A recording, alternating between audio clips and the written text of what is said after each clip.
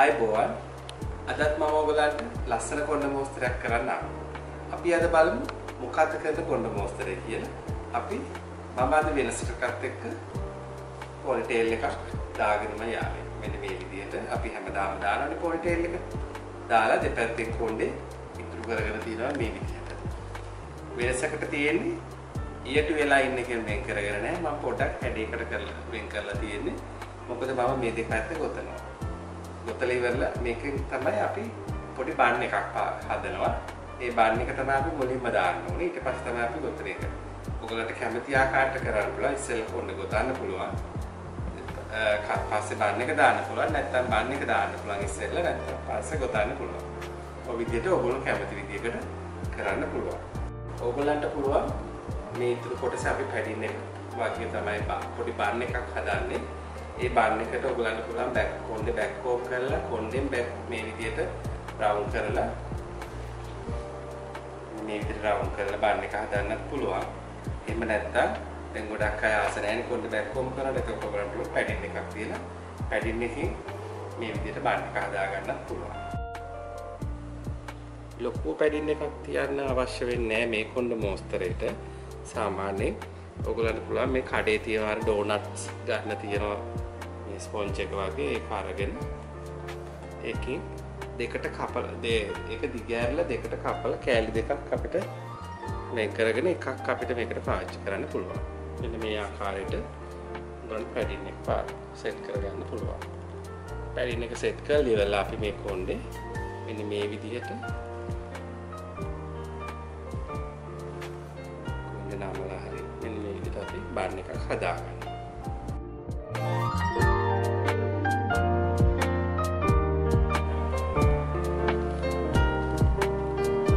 අපි දැන් මේ පැඩින් එක දාගන්න.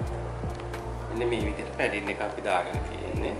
අපි දැන් ඉදිරිපස දෙපැත්තේ තියෙන කොටස් දෙක දෙනා අපි මේ දෙක ලස්සනට ගොතලා මෙතනට අපි ගන්නවා. ඒ කියන්නේ අපේ පොනිටේල් එක මුල අපි එතනට අරගෙන ඊට පස්සේ ඉතුරු ටිකෙන් අපි ලස්සනට මෙතන මලක් ආකාරයට ඩිසයින් එක කරනවා. මේ විදිහට පැඩින් එක නිකන් ඩෝනට් එකක් විදිහට තමයි දාලා තියෙන්නේ. අපි දැන් බලමු ඉදිරිපස කොටස් ගොතලා කොහොමද අපි මේක ඉතුරු ටික කරන්න කියලා.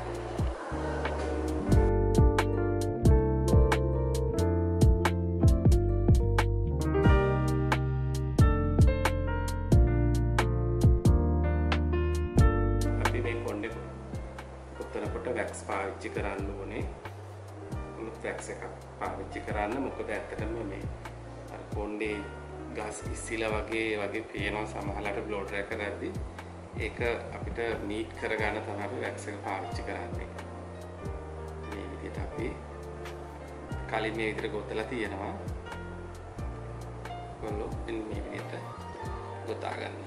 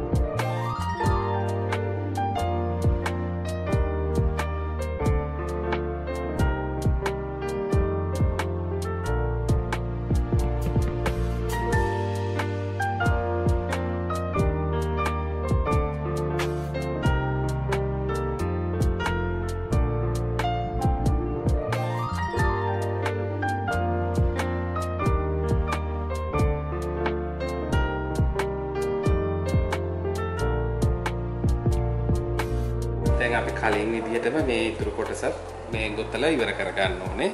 දිගටම ගොතන්න මේ විදිහටම.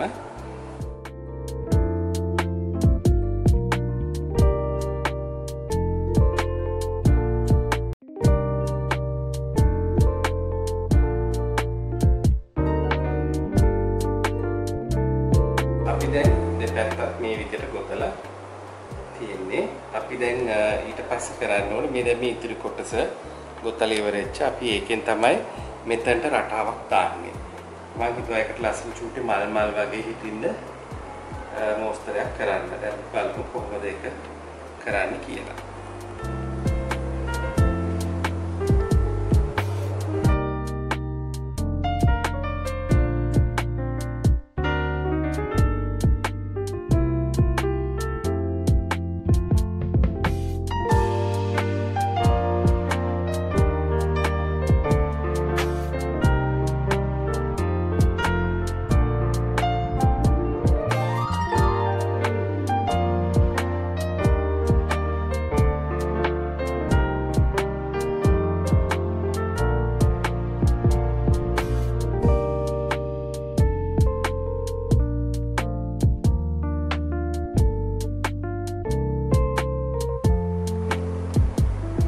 මෙන්න මේ වගේ චූටි ලූප්ස් අපි තියාගන්න ඕනේ.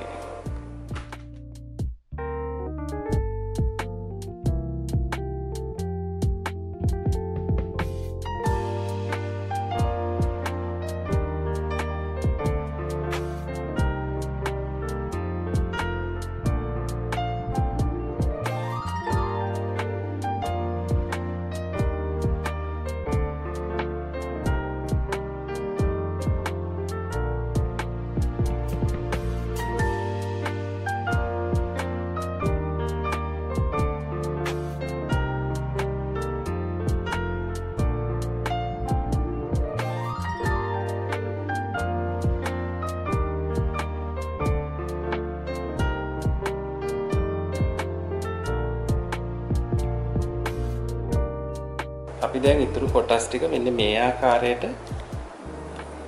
ලූප්ස් දාලා අපි ලස්සනට කරගෙන යනවා. දැන් බලන්න මේ අන්තිම ලූප්ස් ටික දාන්නේ අපි මෙන්න මේ ආකාරයට අපි ලස්සනට මම වැක්ස් ආලේප කරලා කරන්නේ. මොකද මෙන්න මේ විදිහට මේ ඇඟිල්ල පැටලුවා මෙන්න මෙහෙම ක්‍රොස් කරා.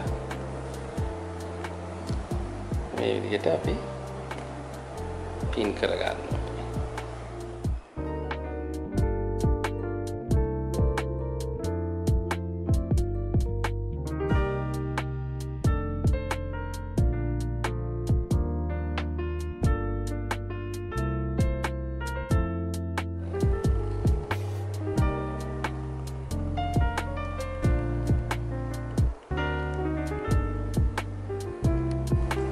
කොණ්ඩ මොස්තරේ මෙන්න මේ ආකාරයට නිමා කරගත්තා.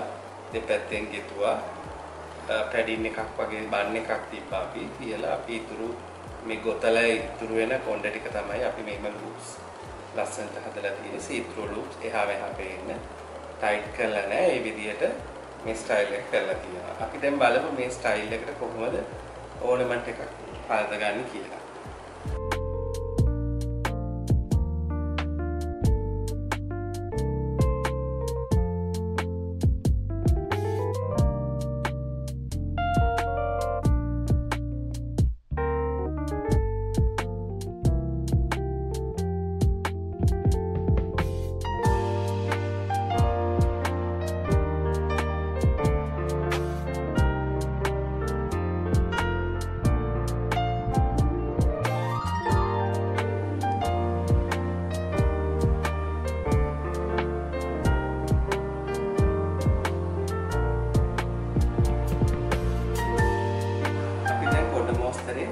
අලංකාර කරගන්න ඕනමන්ට් එකක් පාවිච්චි කරා.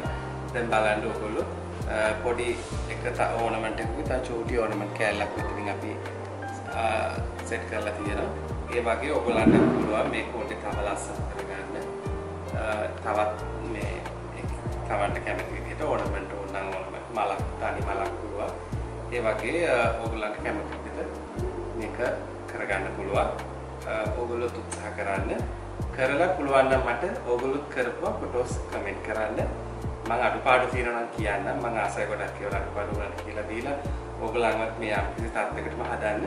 ඒ හින්දා මේ ඕගොල්ලෝ කරලා මට එවන්න. මම ඒවට උත්තර දෙන්න. අපි තවත් දවසක තවත් ලස්සන කොණ්ඩ මොස්තරයකින් හමු වෙමු. සුබ දවසක් වේවා.